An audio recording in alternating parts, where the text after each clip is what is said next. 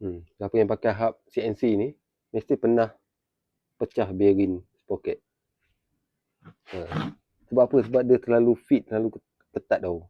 Masa masuk tu terlalu ketat. Selalu kena lay dulu, potin bagi longgar sikit, baru ketuk masuk. Agak-agak lah, pomen boleh tahu, tapi kadang mereka paksa juga. Tu yang bearing sprocket ni senang pecah. Hub ni lah selalu kena. Ni dah tinggal macam ni. Cara nak keluar dia macam ni. Guli yang lama ni, yang pecah-pecah ni nampak. Yang ni. Simpan dulu. Ambil minyak grease. Sapu kat sini tu. Lepas tu guli ni letak balik. Susun balik.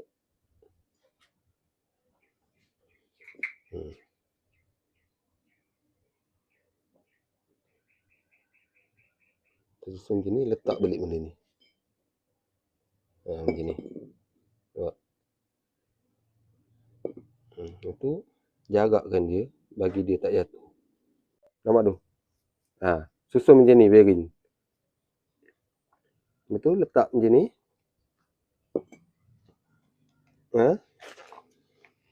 Ambil bob ke apa, letak atas dia macam ni.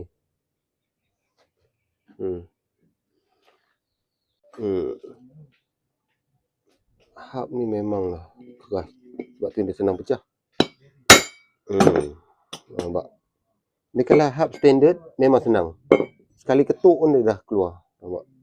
Buat macam ni je. Nanti kalau ada motor, bearing sprocket pecah, guli-guli ni ambil balik. Susun balik je ni, tolak dia macam ni. Senang. Punca dia yang ni terlampau ketat. So, kita kena lay sikit ni, potin. Bagi longgar sikit ni semua.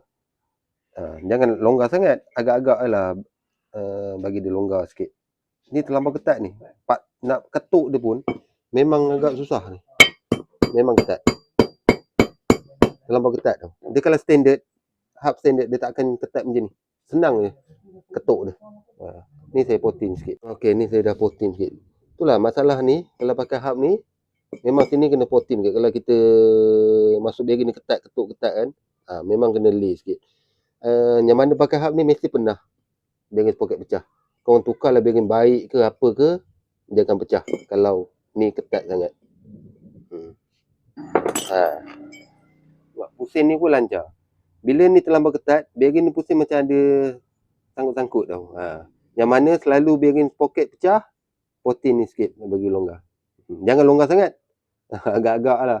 Potin sikit, test masuk bearing. Potin lagi sikit, test lagi.